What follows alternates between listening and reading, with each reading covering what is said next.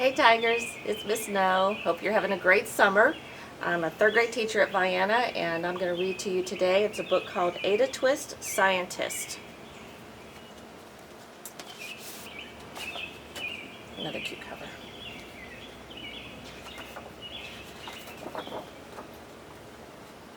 Ada Marie, said not a word till the day she turned 3. She bounced in her crib and looked all around, observing the word but not making a sound. She learned how to climb and made her big break with a trail of chaos left in her wake. She ran through the day chasing each sound and sight and didn't slow down till she conked out at night. Sounds like a lot of you guys. Her parents were frazzled but tried not to freak as Ada grew bigger and still did not speak. Clearly, young Ada, with lots in her head, would have something to say when it ought to be said.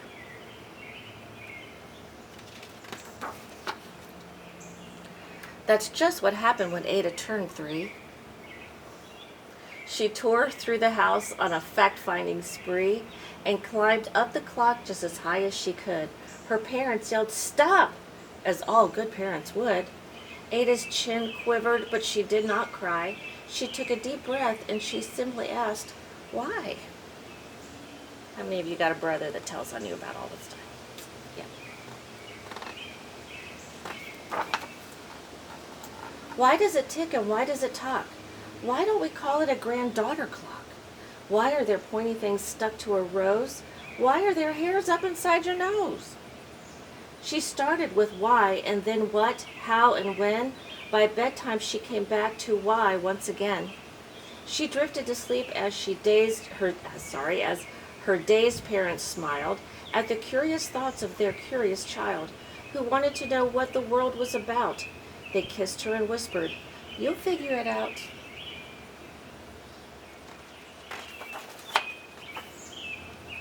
Her parents kept up with their high-flying kid, whose questions and chaos both grew as she did.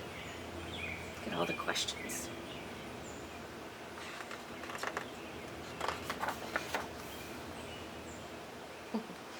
Even Miss Greer found her hands quite full when young Ada's chaos wreaked havoc at school. But this much was clear about Miss Ada Twist. She had all the traits of a great scientist. I had a lot of great scientists in my classroom. Ada was busy the first day of spring, testing the sounds that make mockingbirds sing, when a horrible stench whacked her right in the nose, a pungent aroma that curled up her toes. "Zowie," said Aya, which got her to thinking, "what is the source of that terrible stinking?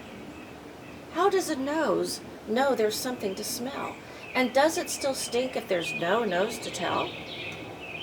She rattled off questions and tapped her chin. She'd start at the start, where she ought to begin. A mystery, a riddle, a puzzle, a quest.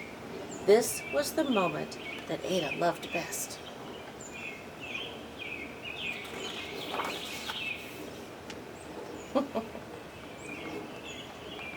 Ada did research to learn all she could of smelling and smells, both the stinky and good. One hypothesis Ada thought could be true.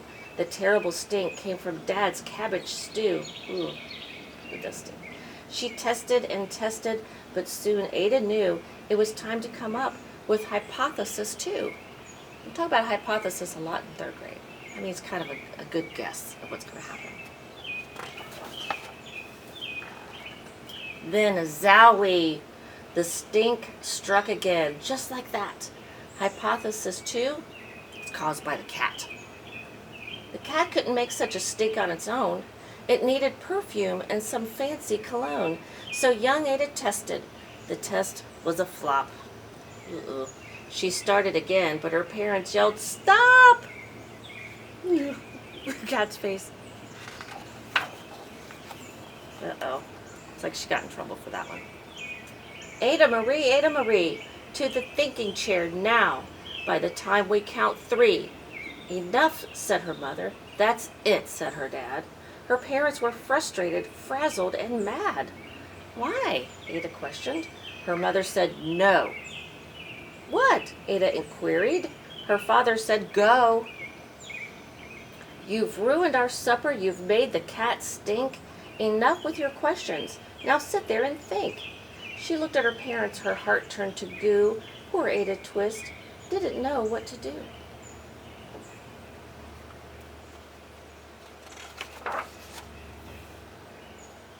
She sat all alone by herself in the hall, and Ada, once more, could say nothing at all.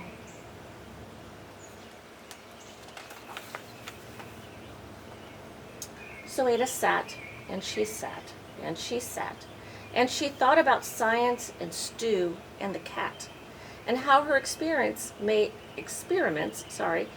such a big mess. Does it have to be so? Is that part of success? Are messes a problem? And while she was thinking, what was the source of that terrible stinky? Ada Marie did what scientists do. She asked a small question, and then she asked two. And each of those led her to the 3 questions more, and some of those questions resulted in 4. As Ada got thinking, she really dug in. She scribbled her questions on her chin.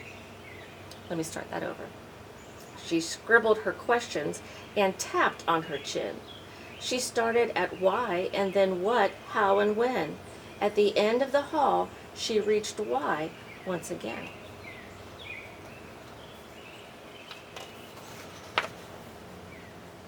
Her parents had calmed down, and they came back to talk.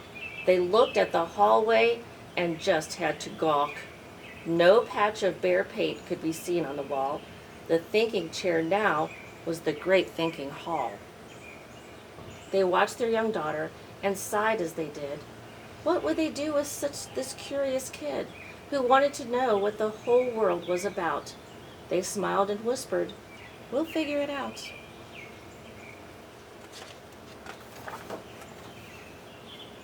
And that's what they did, because that's what you do.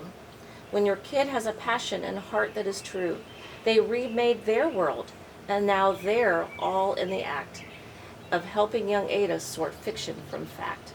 She asked lots of questions. How could she resist? It's all in the heart of a young scientist.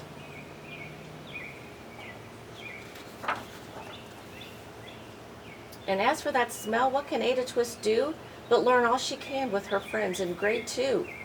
Will they discover the stink that curls toes?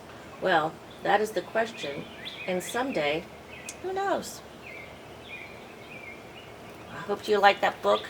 It's a great book. There are a lot of other ones like that talk about boys and girls all following their dreams and showing perseverance and sticking to what they believe in. So, bye guys.